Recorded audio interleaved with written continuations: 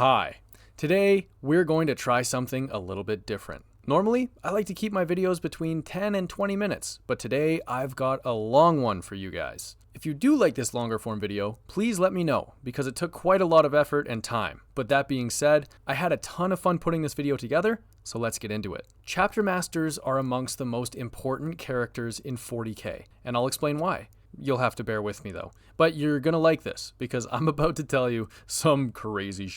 There are over 1,000 chapters of the Adeptus Astartes operating in the 42nd millennium. They watch over planetary systems, defend humanity from the threats of alien and chaos invasions, and dive headfirst into the most dangerous battlefields the galaxy has to offer. And since Space Marines have now been around for over 12,000 years, and Astartes chapters have existed in their current form for the vast majority of that time, there have been a lot of opportunities for some pretty significant divergence to occur. To demonstrate what I mean, let's look at some successor chapters. To start, I've mentioned the Libators before on my channel, but they are so crazy that I can't help but want to talk about them again. They're a successor of the Ultramarines. You know, the super analytical, pragmatic, plan for every scenario, inspire the galaxy, follow the rules chapter. The chapter that not only plays it by the book, but they literally wrote the f***ing book. Well, their Primarch did, at least. And then you have the Libators. They are sons of Guilliman, so do they adhere to the same exemplary model that the Ultramarines do?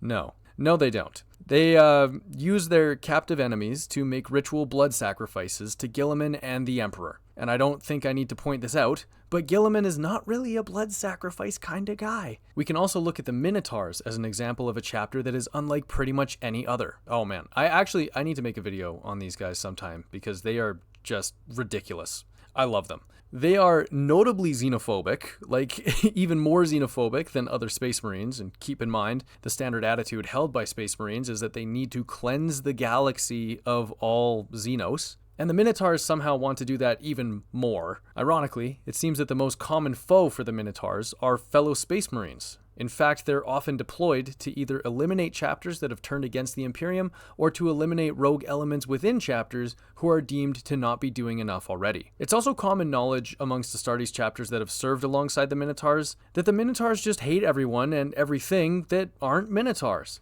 They basically show up, talk shit, rage bait all of their allies, threaten extreme violence on any non-Astartes human who dares to even look at them, and then completely annihilate their target before talking more shit, telling everyone to go f*** themselves, and leaving. To conclude my point, let's do a quick little double chapter comparison. The Grey Knights and the Exorcists are both chapters that operate under the orders of the Inquisition, specifically the Ordo Malleus, which deals with all things demonic. The Grey Knights have gene seed from the Emperor himself, and the Exorcists are descendants of the Primarch Rogel Dorn. While the Grey Knights are all extremely powerful psychers, not all Exorcists are. Grey Knight aspirants are hand-chosen from the most potent psyker children aboard Imperial black ships, and are then subjected to the 666 rituals of detestation. This basically means they subject these kids to the most horrifying ordeals any living being could ever witness. If they pass, they move on. If they don't, we don't talk about that. On the other hand, the Exorcists subject their aspirants to literal demonic possession. Yes, they summon demons from the Imperium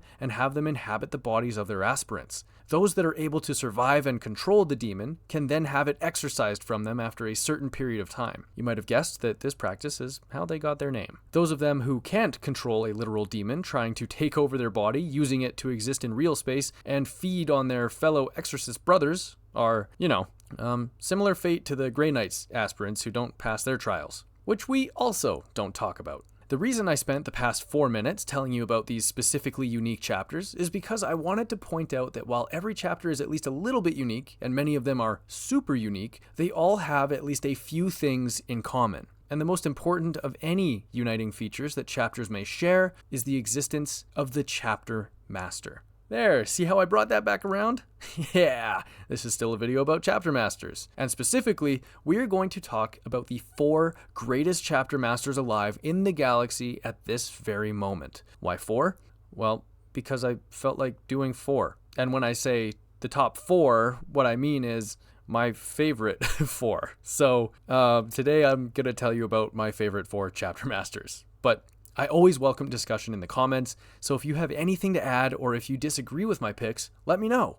And while I'm shamelessly plugging the comment section, let me plug the like and subscribe buttons too. Feel free to hit those if you haven't yet. Before we get all the way into this list, I want to talk about some honorable mentions. Some chapter masters that were just on the cusp of being included in this video, but didn't quite make the cut. First off, Kayvon Shrike. Known as the Master of Shadows, Kayvon was only very recently elevated to his position as Chapter Master of the Raven Guard. Before his elevation, as Shadow Master of the Third Company, Shrike was most notable for his involvement in the Orc Wa, known as Skullcrack. During the conflict, Kayvon regularly directed his forces to ignore calls of distress from Astra Militarum commanders and generals, and instead had them intervene on worlds that had been left behind by the Imperial forces, doomed to die. When Corvin Severax, the Master of Shadows before Kayvon, was killed in battle against the Tau, it fell to Kayvon to finish the work he had started. Against great odds, he was able to direct the surviving Raven Guard forces, leading them to an unlikely victory over the Tau, while also recovering the majority of the gene seeds of their fallen brothers. When all was said and done,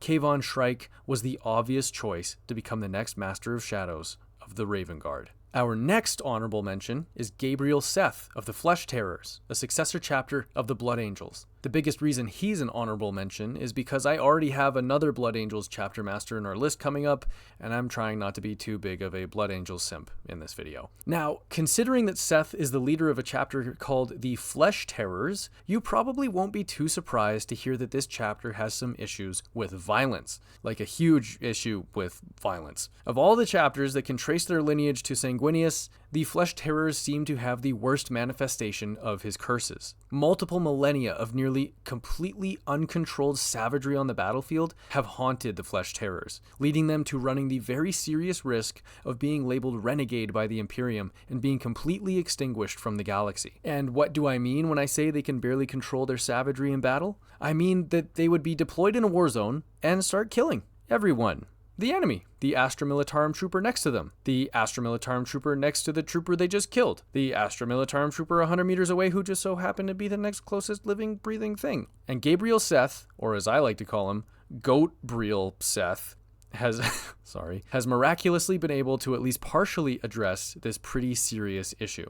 Under his leadership, the Flesh Terrors have begun to deploy earlier than their allies and far away from other Imperial forces. This has led to them unleashing their fury entirely on the enemy. And with the introduction of Primaris Marines to all the chapters of the Imperium, the Flesh Terrors are seeming to have more luck than ever before at controlling their murderous outbursts. Good job, Gabe.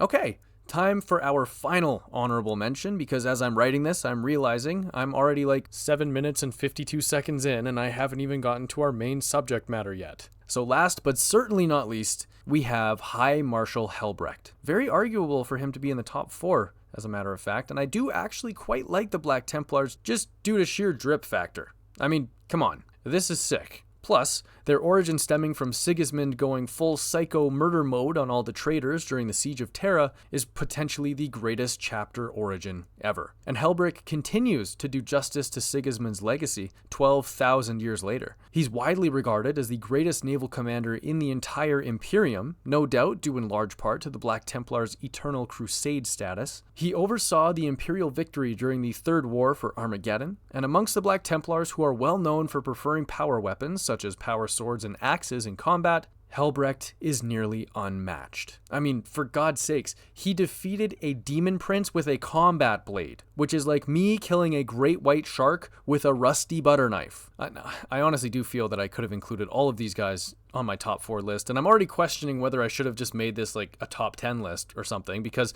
there are going to be chapter masters that people absolutely love who will not be included in this video, but I don't know.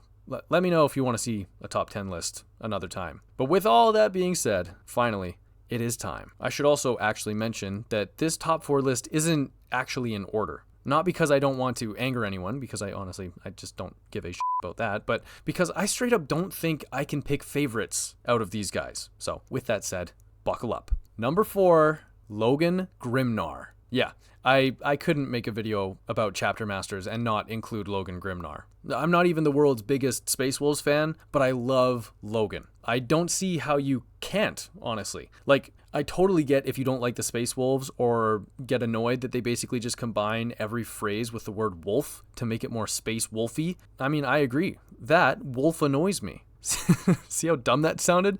Anyways, Logan Grimnar is the Space Wolves chapter master, or as they call him, the Great Wolf. He's also known as the Old Wolf, and before becoming the Great Wolf, he was a Wolf Lord. I feel like I probably should have put this part last because I'm sure some of you really are not wolf loving this, but I'll tell you what. I'm going to stop. I'm going to try my very hardest to avoid the W word for the duration of this segment of the video. Logan Grimnar has been chapter master of the Vilka Fenrica for over 500 years. Something I do love about the Vilka Fenrica is the respect and admiration they receive from the common folk of the Imperium. The Salamanders get all the credit for being the only Astartes that are actually nice to Imperial citizens, but under Logan Grimnar, when the Vilka Fenrica arrive, you can rest assured that only some of your friends and family will probably die, instead of all of you probably dying, which, that's better, I guess. In fact, Grimnar was the only one aside from the Salamanders to challenge the Imperial Order to cull the civilians of Armageddon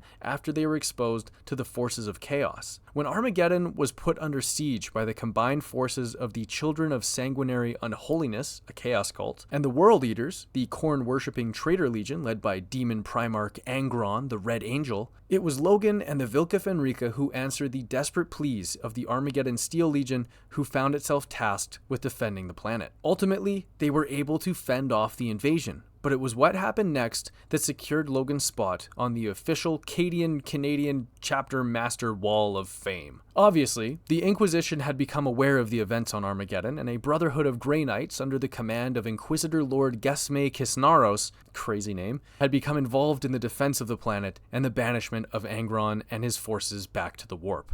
Of course, with the Inquisition being the Inquisition, victory at Armageddon didn't signify the end of the conflict. The Inquisition pretty quickly decided that every human that had witnessed the conflict and was thus now aware of the existence of chaos needed to be dealt with, you could say. It was decided that all the survivors were to be rounded up, sterilized, and placed in work camps scattered throughout the galaxy. Yikes. And then it was also decided that the human soldiers who had fought the demonic forces hand to hand were to be rounded up, and as the Inquisition would say, liquidated. Double yikes. Maybe triple, even. Now, Logan, who already harbored some pretty negative feelings toward the Inquisition due to them being, a bunch of out-of-control psychopaths, outright refused to go along with this order. Grimnar planned to help as many people escape the Inquisition as possible, arranging cargo vessels to carry survivors and soldiers off-world, each one being protected by Vilka Fenrica vessels, with the hope that they would deter the Grey Knights and the Inquisition from firing on them. So, the Grey Knights and the Inquisition immediately fired on them, scuttling multiple transport ships and some of Grimnar's ships as well. To his credit, he never once fired back. And as a result, Grimnar maintained the moral high ground, even though he was sort of damning all the survivors who would escape and all the worlds they would end up on. Inquisitor Kisnaros would do everything in his power to ensure that the survivors of Armageddon were destroyed. And after some had gotten away with Logan's help, the Inquisition and the Grey Knights would proceed to carry out exterminatus on multiple worlds that were unlucky enough to have briefly hosted the transport ships as they refueled. This whole ordeal carried on for some time, and Grimnar continued to refuse to fire back at any Inquisition or Grey Knight ships. Dissent was building, not only amongst members of the Grey Knights who felt that the actions taken by Inquisitor Kisnaros had gone too far, but by fellow Inquisitors as well. And what I'm about to tell you next, my dear viewers, is the reason behind Logan Grimnar's inclusion on this list. Buckle up, because this is just awesome. Grey Knight's Grand Master Yoros of the Eighth Brotherhood proposed to Kisnaros that they should capture Grimnar and force the Vilka Fenrica to capitulate, bringing this multiple month-long debacle to an end. Kisnaros readily agreed, and a parley was set up. The parties agreed to meet in a neutral star system called Hykeron, with their weapons and shields deactivated. But as soon as Grimnar's armada, consisting of his flagship and 4 escort ships, arrived in the Hykeron system, those dastardly, conniving Inquisition ships opened fire. The nerve, I tell ya! The 4 escort ships were destroyed, and Grimnar's flagship was heavily damaged. Kisnaros then contacted Logan and asked him to meet to discuss his surrender. Logan agreed. He and his remaining 3, I can't find a way around this one, Wolfguard, we made it so far without saying wolf, I tried, arrived to discuss terms with Kisnaros and the Grey Knights. At least, that's what they thought. In reality, Logan had only wanted to discover who gave the extremely cowardly order to violate the armistice. Grandmaster Yoros admitted it was him, and before anyone could react, Logan's power axe was embedded in Yoros' chest and throat, killing him on the spot. His 3 Wolfguard then opened fire on the 4 Grey Knights who were using their psychic powers to prevent them from teleporting back out of the ship. After killing them as well, the Space Wolves, I've just given up by the way, we're saying it again, teleported back to their flagship and left. In the months that followed, Grimnar finally allowed his forces to fight back against the bitch-ass Grey Knights in the Inquisition. They even managed to destroy the Glaive of Yanis, the flagship of the Grey Knights' First Brotherhood, for over 10 millennia. The Grey Knights were increasingly hesitant to follow Inquisitor Kisnaros' orders because, duh, this guy was clearly completely fucking unhinged, even by Inquisitor standards. Grimnar would eventually bring an end to the conflict when he decapitated Kisnaros on the bridge of the Imperial Navy vessel Corel's Hope.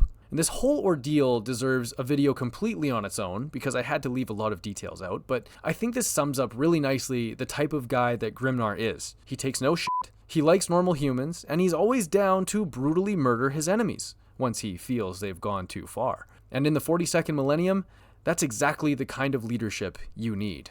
Alright, next up, number 3, Marneus Calgar. Hey, didn't I just make a video about this guy? Yes, I did. But there's no way anyone can tell me that Calgar isn't a top 4 chapter master. I mean, if I'm being completely honest, and this is coming from someone who is not a huge Ultramarines fan, Calgar should objectively be number 1. Like, if I was actually ranking chapter masters today, I would have to put Calgar in the top spot. He's too cool. He's just too cool. I spent a lot of time in my video on Calgar talking about the battle for Aurar's Sepulchre, a huge fight between the Ultramarines and the warriors of numerous Aldari craft worlds over the tomb of a fallen Ultramarine hero. I'm going to try my very best not to repeat myself, so instead, we'll talk more in depth about Calgar's longtime beef with Makar the Thriceborn, who, if you can't tell by his extremely evil demon princey sounding name, is a demon prince. Originally a chaplain in the Wordbearers, Makar became a demon prince of Chaos Undivided, who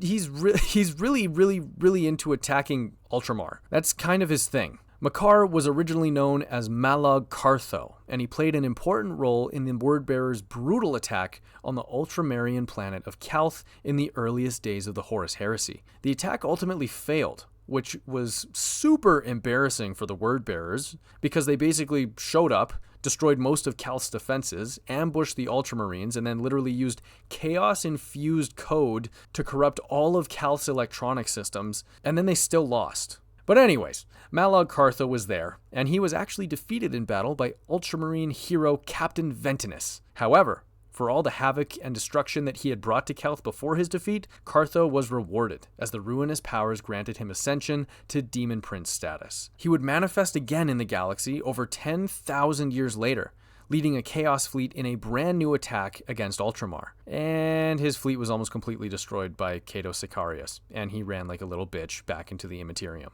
But around 50 years after that, he would return again, with his Chaos forces capturing the Ultramarian star fort Indomitable. And this time, it was Chapter Master Calgar who got to deal with him. Following a brutal one-on-one duel, Calgar defeated Makar, but his hatred for Ultramar was so strong at this point that he literally could not be banished back to the warp. And to be fair, I actually kind of get it. Makar has spent the last 10,000 years either obsessively hating Ultramar, attacking Ultramar, or getting whooped every time he attacks Ultramar. That's literally all he does. So, in a big brain move, Calgar bound Makar to the warp car of the Indomitable, meaning that every time he tried to escape, he'd only be pulled further into the core. The Indomitable was then set on a course through the most remote areas of Ultramarian space to ensure that Makar would never pose a threat to Ultramar again.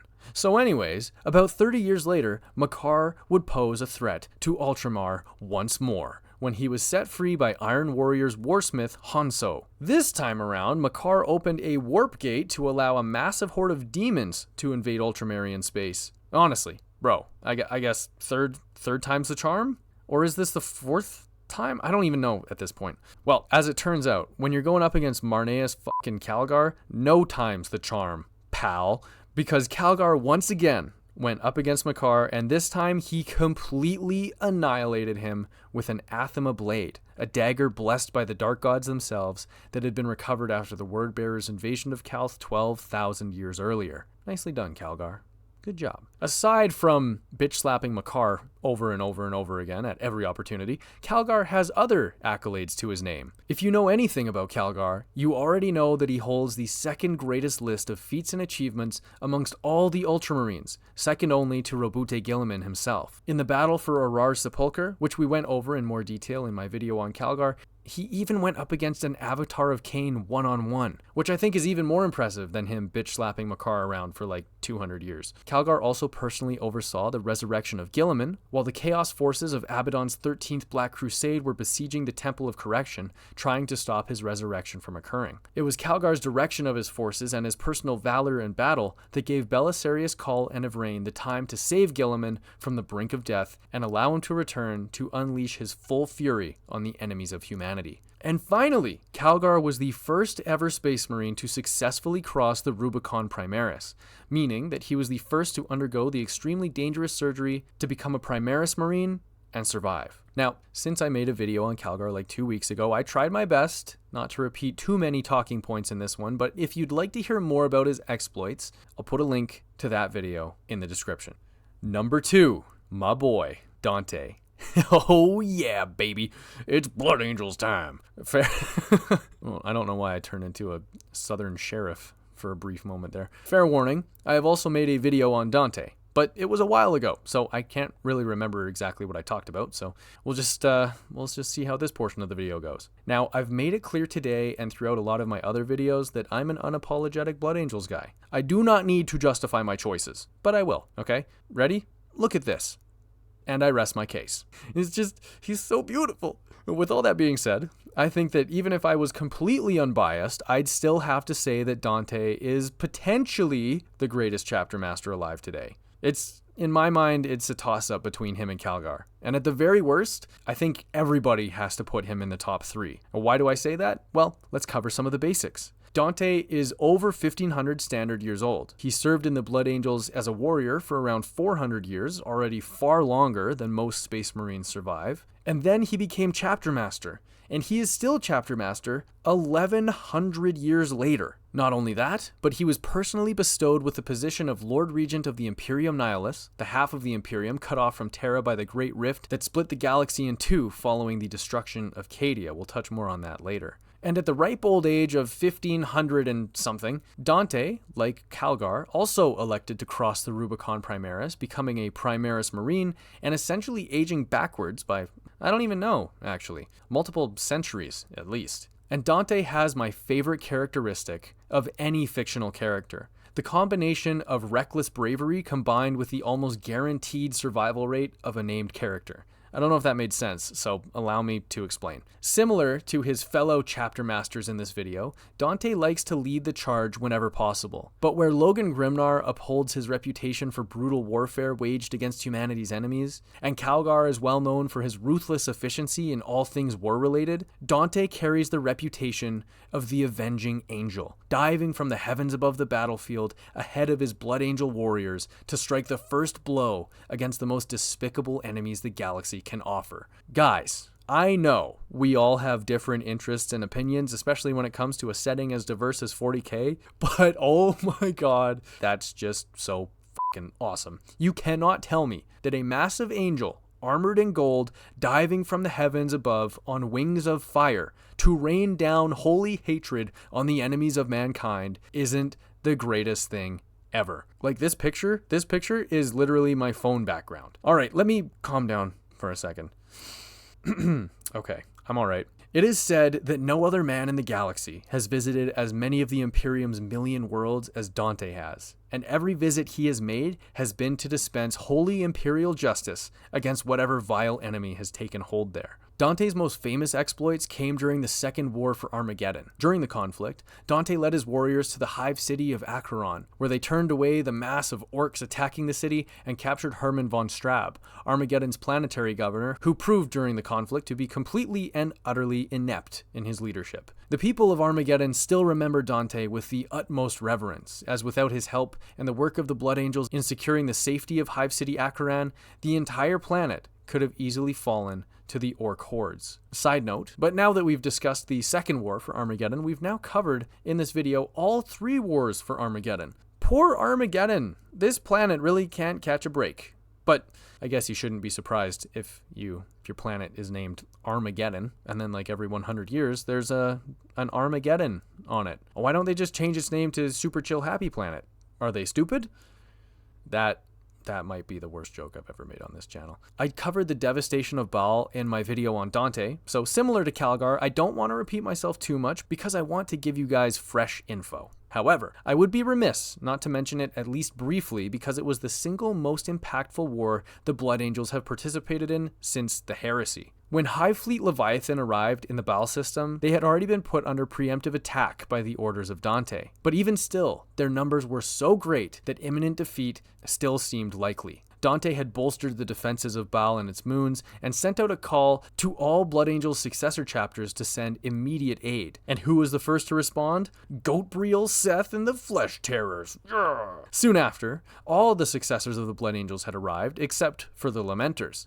And let's be honest, that was probably a good thing, because they're the Lamenters. But even with their bolstered support, it seemed inevitable that the Tyranid swarm would devour everything in the Baal system. But at the very moment that all hope had finally vanished, the Great Rift split the sky, the galaxy, and reality in two. The Khornate bloodthirster Kabanda and his army of Khornate demons then emerged from the warp to attack the Tyranids on the moon of Baal Prime, as Kabanda refused to allow any being, alien, demon, or otherwise, to destroy the Blood Angels before he could. I've talked about Kabanda's actions during the devastation of Baal before, and I will again in the future, because this is one of my favorite events to ever occur in 40k. Baal's safety was finally secured when Robute Guilliman, who had been resurrected, gone back to Terra, become Lord Commander of the Imperium, and then launched the Indomitus Crusade, appeared to assist the Blood Angels in finishing off the Tyranid threat, after which Guilliman bestowed Dante with the title of Lord Regent of the Imperium Nihilus, a title that he maintains to this day. Alright guys, number 1. Who else could it be but Tyberos the Red Wake? You guys didn't think I could make it through this video without throwing in an objectively biased pick, right? I mean, come on. Grimnar, Calgar, and Dante are not only super important for the galaxy as a whole, but they're also chapter masters of chapters who were once legions. Okay? I've earned this. I've earned the right to yap about my boy Tyberos. And I keep saying, I've already made a video about this or that, yada yada yada, but I literally made a video about the Space Sharks like 5 days before this video is being released. So again, I apologize. But that being said, I actually tried to keep my glazing of Tyberos to a minimum in that video because I already knew I would be including him in this one. So without further ado, let's talk about a guy who just might be the most terrifying chapter master in the galaxy. Tyberos the Red Wake, also known as the Reaper Lord of the Void, fuck, that is such a cool nickname, is the Shade Lord of the Carcharodon's Astra. Tyberos is, how do I put this, absolutely fucking ginormous. Even amongst Astartes, he's a giant. I even modified this chart to accurately show how big he is. No exaggerations here. You would be extremely hard-pressed to find another Astartes that can come even close to matching Tyberos in height and bulk. Some say he even approaches Primarch size. And what does this giant beast sound like? Well, we're not actually really sure. He barely ever speaks above a harsh, raspy whisper, and that's when he chooses to speak at all. The Carcharodons have long been in exile, often patrolling the outermost fringe of the galaxy or even sailing in the void space below the galactic plane. So when they arrived unannounced in the Maelstrom Zone to participate in the Badab War, they basically caused everyone there to shit their power armor. The Badab War, a massive conflict that saw numerous Space Marine chapters go blade to blade against each other, was one of the most important large-scale wars in the time leading up to the Indomitus Crusade. To the Loyalist forces' surprise, Tyberos offered his complete cooperation to those in charge of the Loyalists, Inquisitor Legat and Lord Commander Carib Cullen of the Red Scorpions. To verify his identity and the legitimacy of his chapter, he even submitted to psychic probing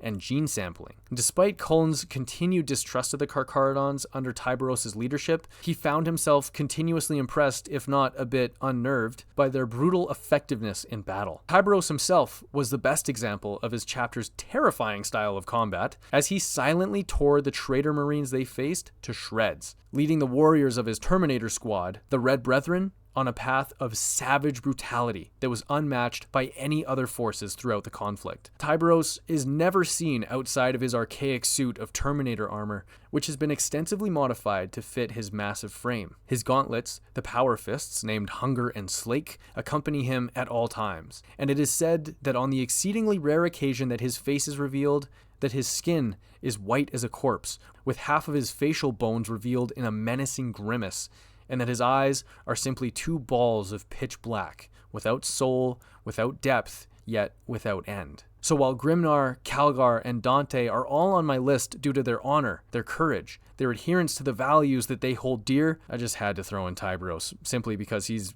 basically the opposite of all that. I mean, guys, Grimnar is the Great Wolf. Calgar is the Lord Defender of Greater Ultramar. Dante is the bringer of Sanguinius's light. Very noble, very nice, very cool, very respectful. Great job, guys. You're amazing. And Tyberos? He is the Reaper Lord of the Void. He looks like this. There is no way he should be a good guy. And yet, he commands a chapter that has remained loyal to the Imperium longer than the vast majority of chapters have even existed, despite being exiled and abandoned by that Imperium for nearly the entire duration of their existence.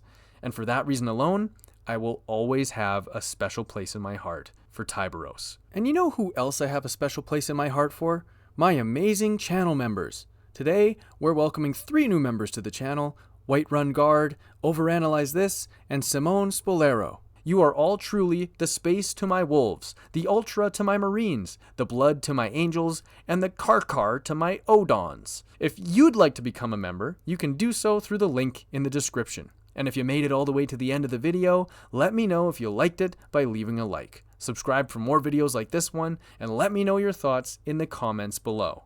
Until next time, thanks for watching. See ya!